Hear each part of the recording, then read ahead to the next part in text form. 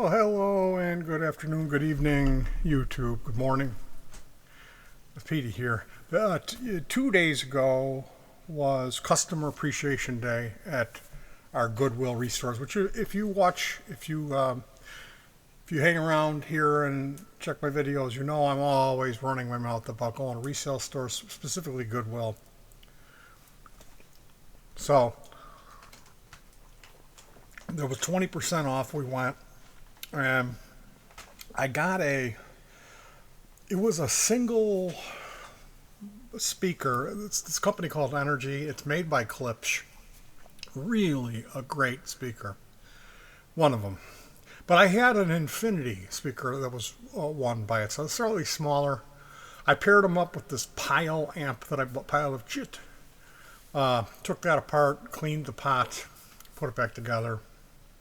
And that's a nice little system of mismatched, and it's got a pile amp, which I got some black, it wasn't Tester, it's a weird brand of model paint, and painted over the pile logo.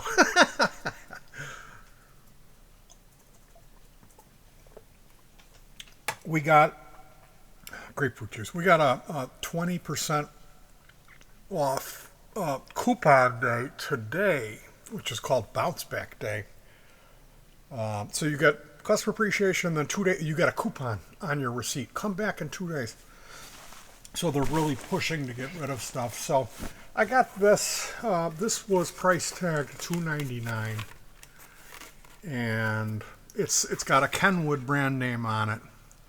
It says 100-watt surround speaker, KS706HT. So I thought it would be fun to show you what I do, my process, talk a little bit about reselling. Here's the speaker grill with the Kenwood badge. They call that a badge now. Everything has to be, they're valves. So this screwdriver had a yellow top, and it sits right in front of my monitor, and that yellow was bothering me. So at like 4:30 in the morning, I sanded this and started shooting primer on it. Somebody wasn't happy about that. Somebody doesn't like when I work after 3 a.m. or especially if I'm shooting primer in the house. Anyway, we're going to quickly remove these 3 screws. But 4 screws, I'm show you the... I guess we'll look at the tweeter. I've seen this design tweeter. It's used in a lot of mid-grade audio quality. Again, this was $2.99, and it was a green tag, which they color code their tags, and eventually it'll come up as half price. So this was $1.49 for this speaker, and I got it because I could always use it. Oh, look at, there's a bezel. I could always use it. I do little amplifiers and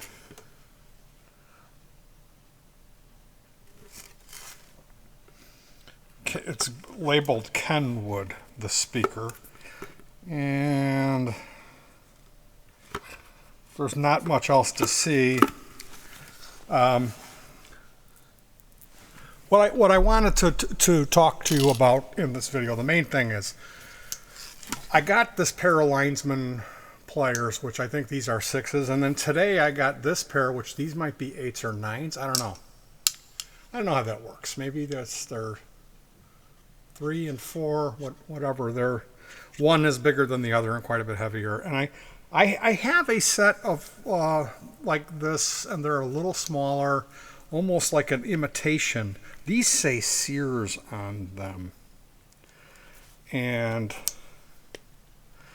when I got these, I quickly used a sanding block and sanded on each plane that I could sand and clean them up because they were nasty. This was $1.99, and they're Craftsman, that means something, you know. And I've got some oil here. I've got this little jar of oil, peteys, secret stash of oil. So we can actually lube this pliers. What I wanted to talk about was cleaning up old, rusty, well, like in this case, it's linesman pliers. I looked it up today in a quick, non-chatty format. It was a Google link, and it just told you 3 different methods. So one of them is you make a paste. Make a paste from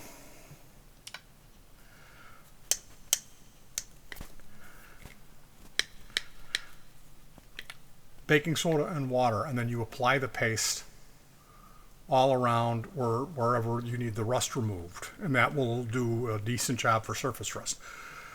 Well, the first step is you wash it with dish soap and water and use you're going to want to use I used a wire brush, and you're going to be careful when you do that, because there's going to be a lot in any of these steps. Like, don't use the kitchen scrubby pad.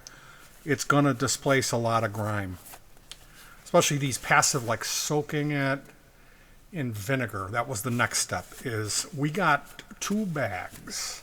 These were like Ziploc style bags. These were parts bags I had gotten from electronics orders. One of them leaked like a sieve. The other one wasn't as bad. So I double bagged it, and I put this pliers here. This one, the larger one, was really not good. This was like, it looked like if it was lying on the side of the road, you would say, that chunky thing, you wouldn't want it. No one, and that's why they put $1.99 on it. If it looked like this, it would be $6.99, especially if it did that. That's because I oiled it at all points of contact that I could see where oil would possibly get in the crack. I really oiled it well. So the process for this was I skipped the baking soda. I plopped it in a bag, poured the vinegar in there, and let it sit for over an hour. And then when I pulled that out, it was nasty. So I used dish soap on it, and then it felt funny. It felt like it had something on it. So I used something called Barkeep's Friend, or powderized brass polish. You could use Ajax, Comet, any powdered cleanser. And then finally I took it and used the, after I had, really removed a lot of the shit, I went at it with the sanding block with a medium grit and cleaned it up on all those planes. And then I went in and oiled, open it up, oil it in here, oil it on the bottom, jerk it. And then on the sides, there's points of where you can get in there and oil it. Did that oiling, dried that all off, slid shrink boot over this, shot the shrink boot with an embossing tool or a hair dryer, shrunk it, and then I used naphtha or rubbing alcohol and gave it one once over, and then you end up with this nice. So that vinegar soak, I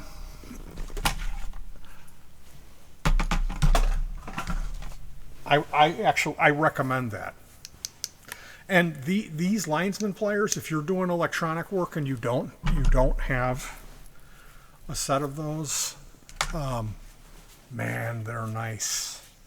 I've been using them in place of a snips, in place of where I, like as a wire cutter, and there's so much heft to it that when you go and actually cut the wire, like if you're doing stuff where normally I would use a side cutter and I would trim it, and the debris would go flying. That doesn't happen. It stays inside the well. There's a well. And so what I do, the technique I was using is, here's the well, that cup. I snip it with that cup facing up, and then I take it over to the garbage receptacle, turn it over, and go like that, and then it falls in there. So I'm switching over. I'm going to start using linesman pliers in all my hobby work. I just love them. And the thing about it is, like I said, I had an imitation set that were a little smaller than this. And those were my favorite pliers. Like I used to say whenever I needed a plier for a tool, because I've got some of the more traditional, really cheap, like dollar store design pliers here. And I mean, that's the thing. It's different now in 2020.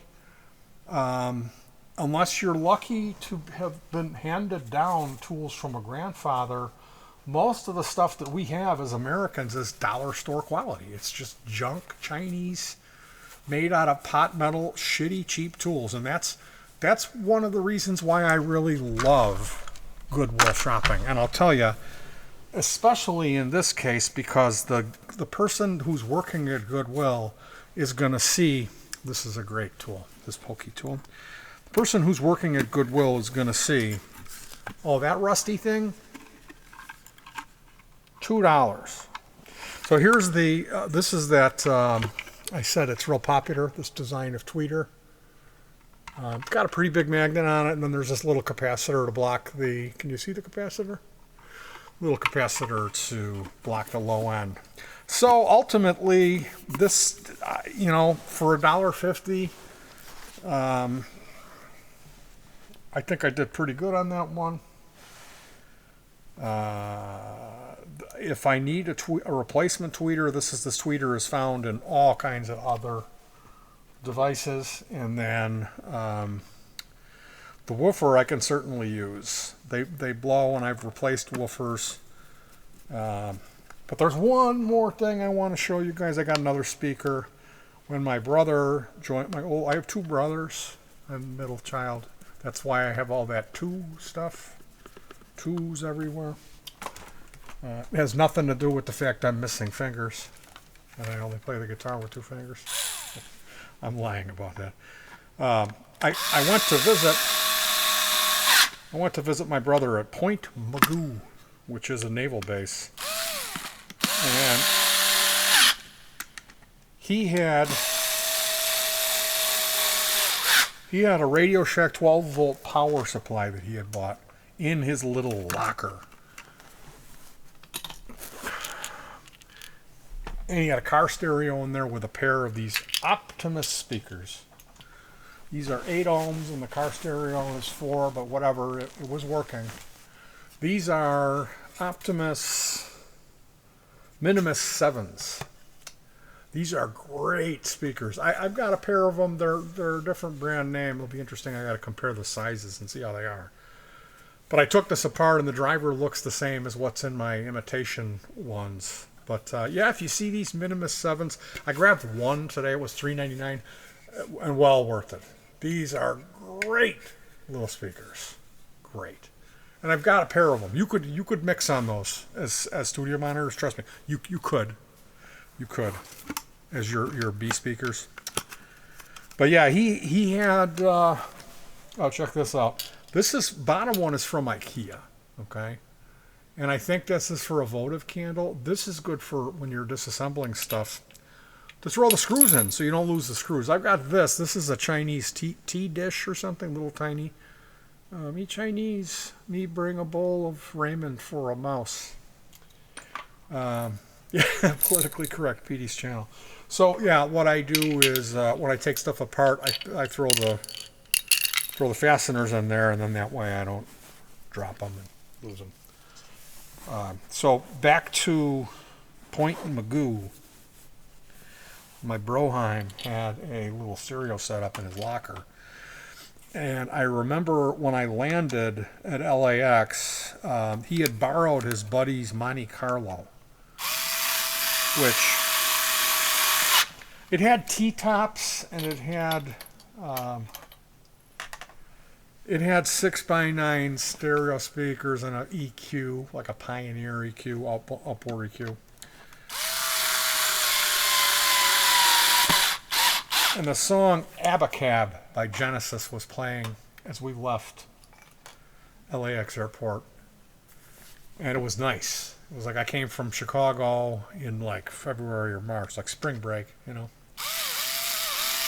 But The Clash is a band that had broken on West Coast radio, and it hadn't really come to Chicago yet. The Midwest wasn't ready. So he had Combat Rock on a cassette. In LAX, I was listening to that, and I came back and was telling everybody, yeah, there's this band, The Clash, and the music is different. It's not, never heard anything like it. Yeah, in a pinch, I could, these are the same type of driver and tweeter, so they would sound really similar. You would be surprised how much it comes down to just that. Or it would look different, but it would sound the same. These would be a good pair. Anyway, yeah, I was all, oh man, this band, The Clash. Go back to mama, son. And, I was just like, what the heck, this band, it's only in LA? It's this huge, like this, it was a big deal. The Clash were like, they really were different. It was punk, but it was real accessible, real catchy, And I loved that album. I ended up with my own copy of it out back in Chicago. And then like 3 months later, The Clash were huge in Chicago radio. So at that time, there was a 3-month, that's how I remember it. It took that long for that music to make it from LA to Chicago. So that was my Goodwill haul. While I got you here, since you're here, we're going to do a snack time. You got to get me something exotic to drink. How about the stuff we get from Butera? Okay. So, welcome to Snack Time with Petey. Here, I've already opened it.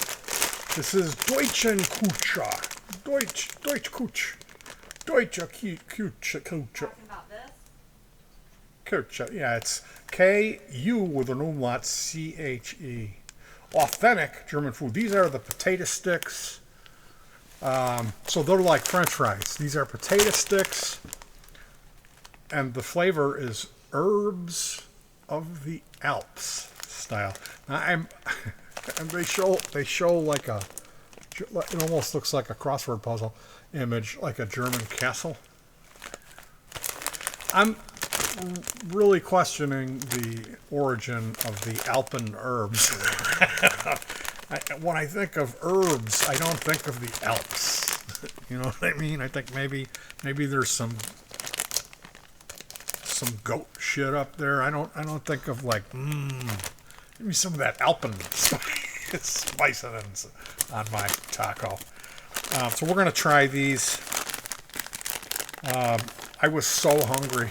I opened them in the Aldi's and I got scolded by somebody. Somebody didn't like it. Yeah, I know. COVID spiced it. So here they are. They look like shoestring potatoes, like you would get in a can. Oh, take me away to the Alps. These are really good, and it's all about the Alpen spice.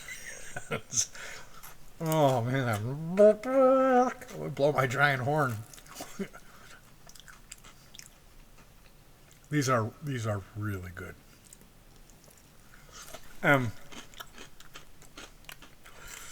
The plain, I got a bag of the plain. These are $1.19, and they've got them at Aldi's.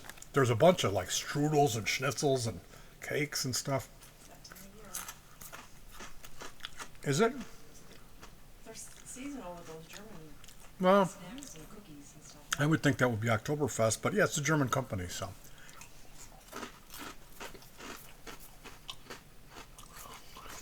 I'm going to venture out on a limb.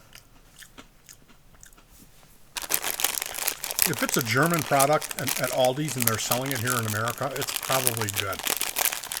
Might not be good for you. These are fucking delicious. The day will come when I'm going to do a snack time with Andy Cap's hot fries. I love those fucking things, but it's like smoking crack. to me. Eating those, it's so bad. Like there's nothing good. And for our juice, we've got Juicy Ruby Cherry. This is a cherry drink that's masquerading itself as 100%. Our super premium cherry juice drink is exceptionally delicious as a juice drink and nutritious in a healthy diet. Cherry juice drink contains A, E, C, and vitamin K. That vitamin K go in my K hole when I drink my juice. Juicy Ruby cherry juice drink can be used in cocktails, smoothies, sauces, jello, and soft drinks. And I got to tell you, this made in Russia, I use this as a medicine. I have gout. And when it starts acting up, my allopurinol that I'm taking is not enough to combat it. Drinking this, glugging this down about a bottle every 3 days because it's expensive. This is fucking delicious.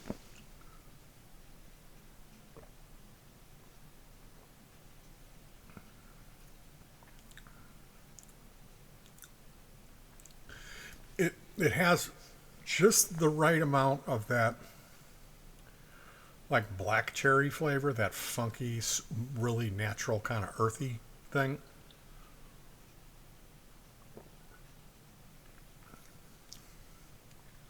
Like if it was fall, if it was wine, they would say like an autumn note.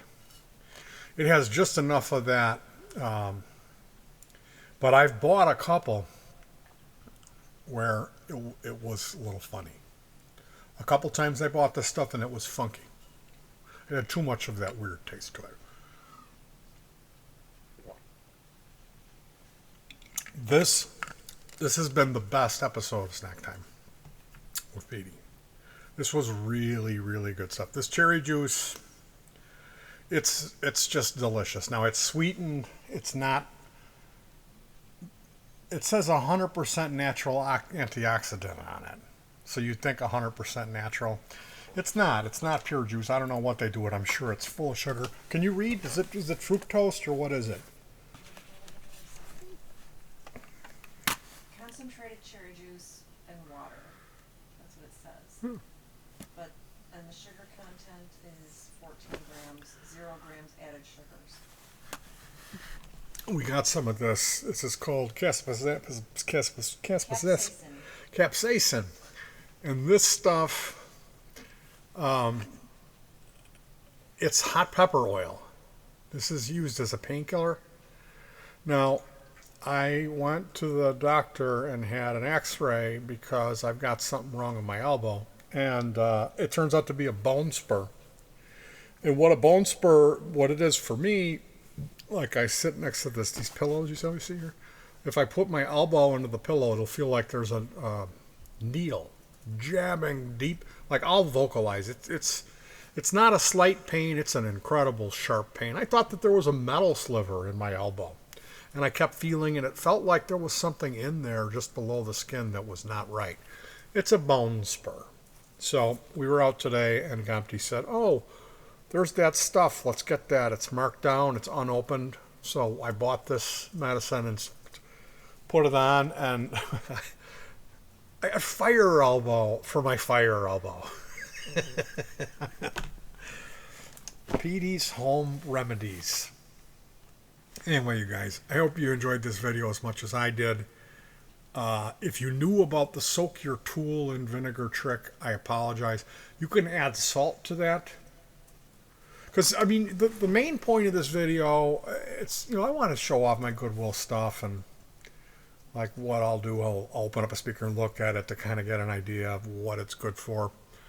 But the main thing is trying to share this knowledge about how to get rust off tools. Because, yeah, you can go and tear into it with a sanding block, but it scratches it.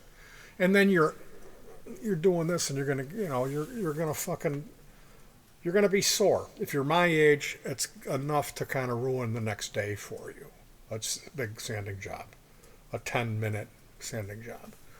So the idea of throwing it in something and then pulling it out and the rust is gone is very appealing. And vinegar is cheap, so that's the thing I gotta remember is vinegar soak. That really works to clean it up. Because what did that thing look like? It had, It's all rusty. yeah, it looked like something that you would throw it away. Like, oh, this was left in the damp garage. Exactly. Yeah, it looked like Grandpa's old rusty tool, like something you find laying on the side of the train tracks. And Right. this is a really nice. And look up.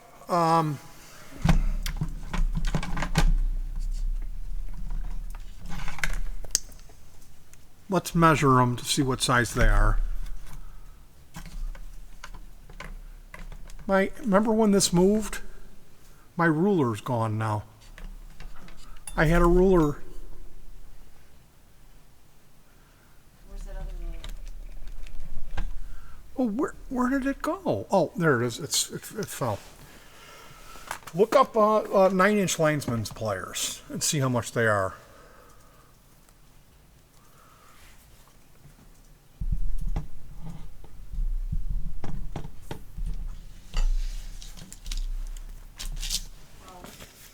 Craftsman linesman pliers 9.5 inch,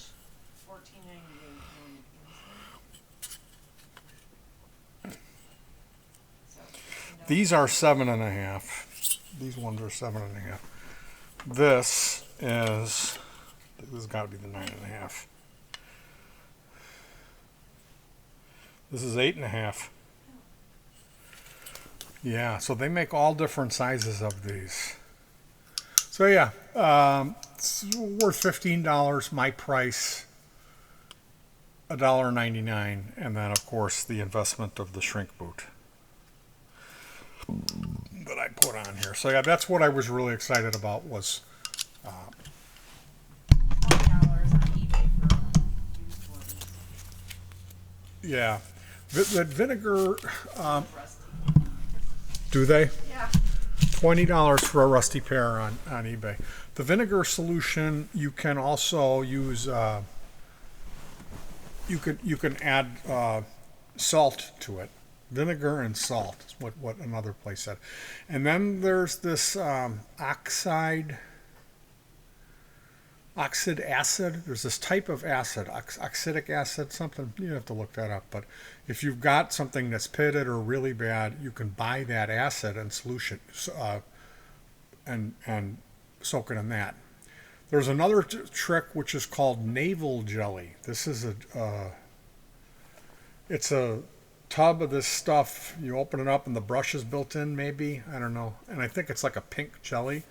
And that's probably got that acid in it. You can brush that on, and that'll do the same thing. So there's commercial products available for you if you're doing a job where you're gonna actually really try to restore something. But for basic around the home use, that I'm really recommending you try the vinegar and salt, because the paste on the steps of doing it and the places I looked. It was always like, oh, you can try this baking soda paste, but the next step is the vinegar, salt, and that's what. Because I didn't think it. I was like, it's not gonna, and it was a little bit maybe over an hour, and you saw it. So thank you for joining me for snack time with Petey. Head over to your Aldi's and check out some of that Alpine spices. It just tastes a little garlicky. There's no it doesn't taste like Matterhorn dust or goat poop. It's just a little bit of herb. I don't know, kind of garlicky. Delicious. And if you've got gout, my heart goes out to you, but only if it's in your knees. Take care of yourselves and